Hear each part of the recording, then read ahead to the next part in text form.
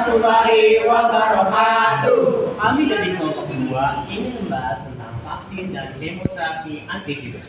Tapi sebelum itu, kita izinkan kita untuk memperkenalkan diri kita. Nah, perkenalkan, nama saya Dari Diva Firmansyah. Saya Darsati Dewi, saya Kanza Nadila. Saya Muhammad Zulami. Saya Zaki Hasan Pramudianto.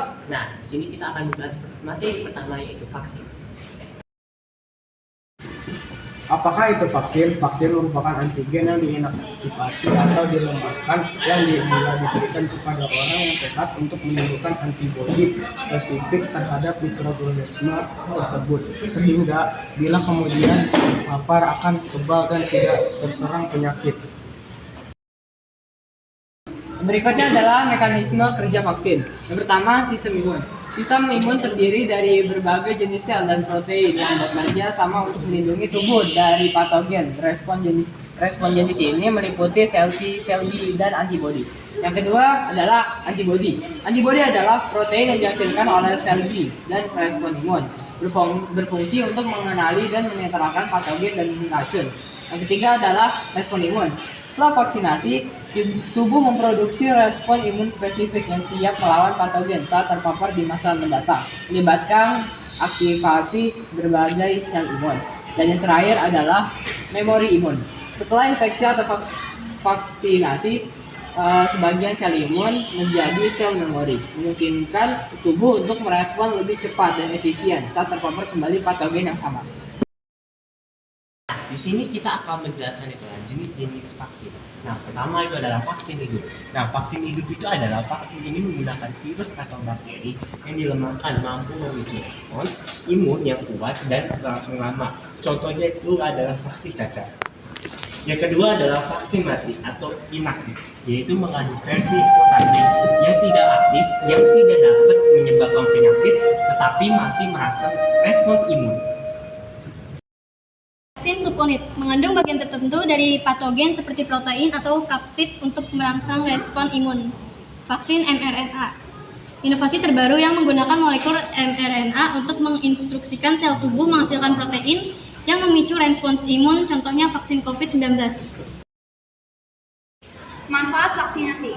Yang satu adalah kekebalan herd. Ketika tingkat vaksinasi di populasi tinggi, individu yang tidak dapat divaksinasi juga dilindungi karena kurangnya penyebaran penyakit. Yang kedua, pencegahan penyakit. Vaksinasi terbukti efektif dalam pencegahan outbreak penyakit menular, mengurangi angka kematian dan morbiditas yang disebabkan oleh penyakit preventable.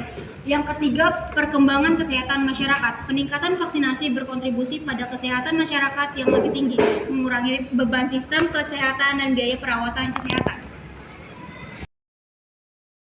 Materi berikutnya adalah kemoterapi antivirus. Apakah itu kemoterapi antivirus? Kemoterapi antivirus adalah pengobatan yang menggunakan obat untuk melawan infeksi virus di dalam tubuh. Tujuan utamanya adalah untuk menghambat replikasi virus, mencegah penyebaran infeksi, dan meminimalkan kerusakan sel inang.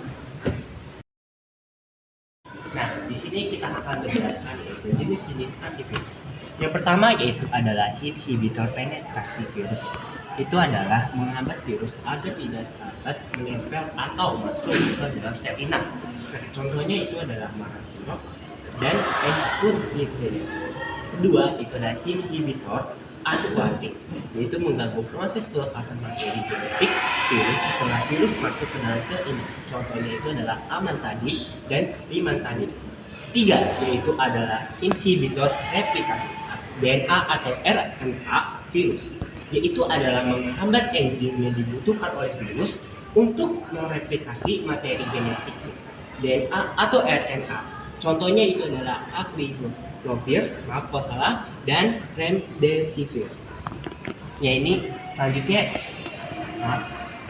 itu ada keempat yaitu adalah inhibitor reverse, yaitu adalah menghambat enzim reverse transcriptase yang digunakan oleh virus RNA seperti HIV untuk mengubah RNA menjadi DNA. Contohnya itu adalah zidovudin. Yang kelima yaitu adalah inhibitor protease, yaitu menghambat enzim protease yang diperlukan oleh virus untuk memotong poliprotein menjadi protein fungsional. Contohnya itu adalah ritonavir, dan sapuminavir. Untuk obat antivirus yang pertama Remdesivir menghambat replikasi DNA virus herpes. Yang kedua ada Remdesivir digunakan dalam pengobatan COVID-19 menghambat RNA polimerase. Yang ketiga Oseltamivir atau Tamiflu penghambatan neuraminidase mencegah pelepasan virus influenza. Kerja antivirus. 1. Inhibisi replikasi DNA atau RNA virus. Menghambat enzim yang diperlukan untuk replikasi virus. Contohnya herpes dan COVID-19. Yang kedua, inhibisi reverse transcriptase. Mencegah virus RNA mengubah RNA menjadi DNA. Contohnya HIV. Yang ketiga, inhibisi sintesis protein virus. Mengganggu pemotongan poliprotein virus menjadi protein aktif, contohnya HIV. Keempat, inhibisi perakitan dan pelepasan virus, mengalami pembentukan partikel virus baru atau mencegah pelepasan dari sel, contohnya influenza.